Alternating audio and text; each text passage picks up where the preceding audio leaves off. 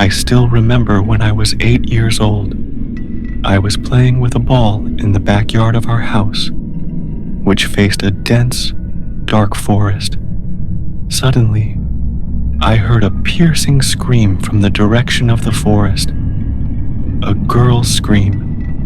It lasted for about 3 seconds, and then abruptly stopped. I was bewildered, unable to believe what my ears had just heard. I even began to doubt if it was real or just my imagination, but I couldn't stand by without finding out where that sound came from. So, I jumped over the yard fence and entered the forest. The trees were tall and thick, allowing very little daylight to penetrate. As I ventured deeper into the woods, everything grew eerily quiet, and all I could hear was the sound of my footsteps.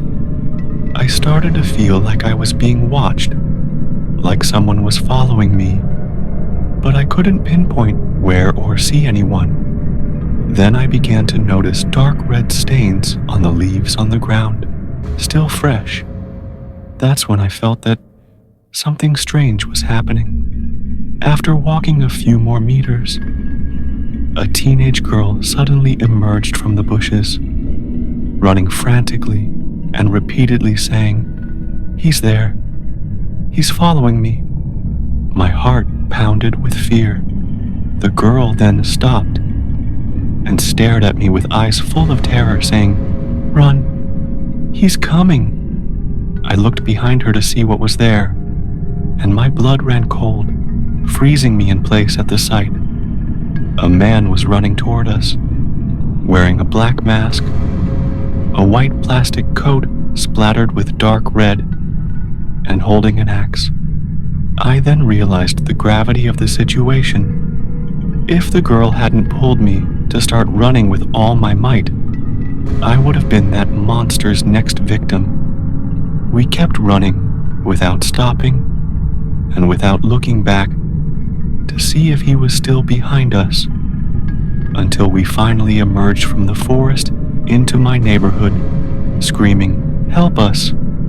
Help us!" All the residents, including my parents, rushed out. We told them everything that had happened. It turned out that the girl had been wandering in the forest with her friend when that monstrous man grabbed her friend, but she managed to escape. Afterward, the police arrived and organized patrols consisting of both officers and local residents to search for the other girl and to capture this criminal. The search continued for 2 weeks before it was called off without any success. The last thing they found was a small cabin in the middle of the forest, stained with red spots everywhere.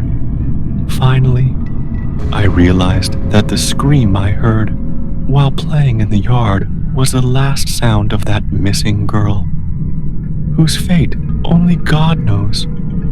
Even after all these years, that sound still echoes in my mind.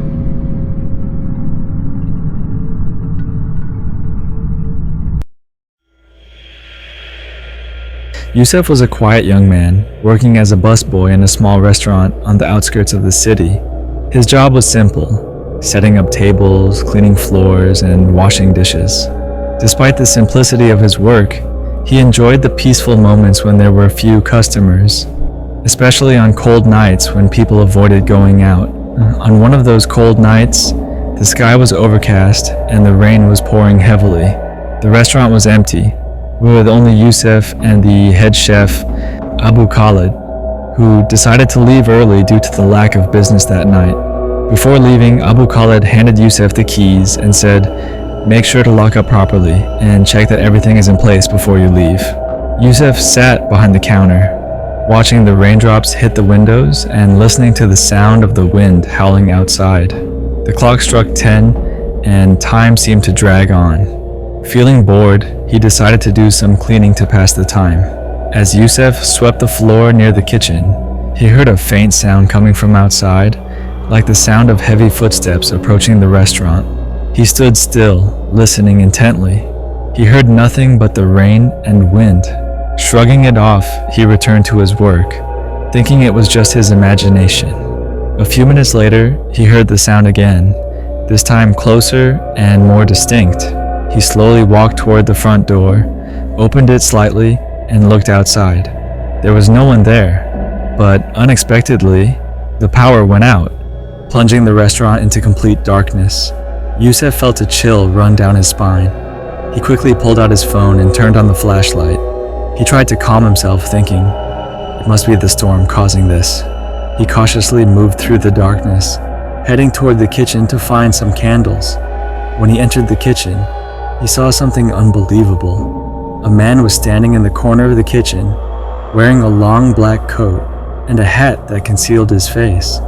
No one was supposed to be in the restaurant, especially in the kitchen.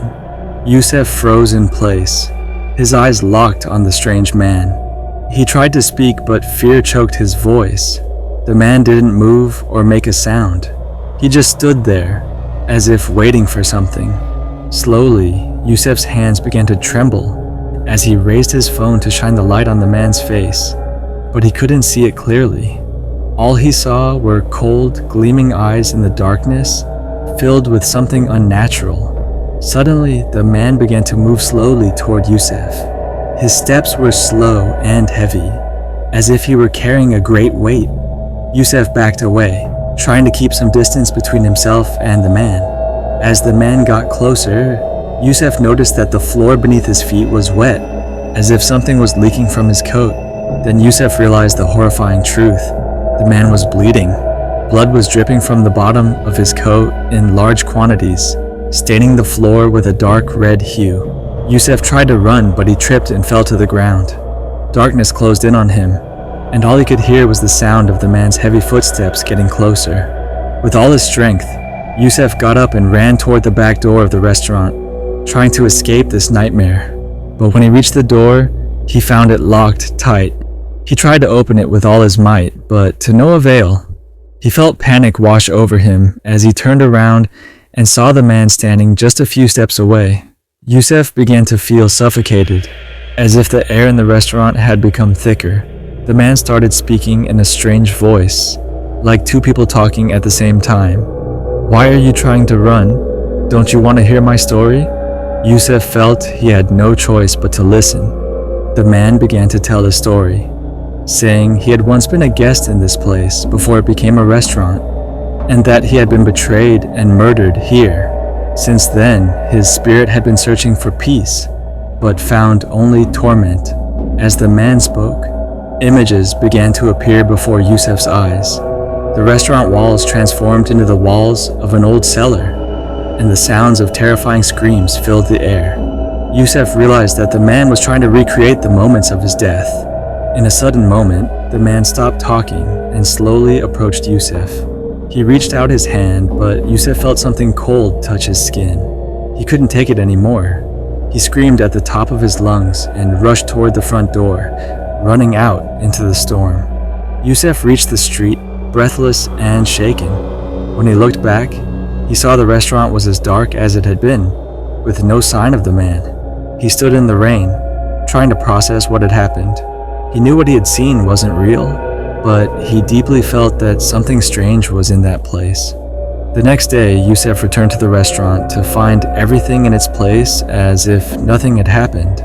He didn't dare tell anyone about what he had seen, but he decided never to work in that.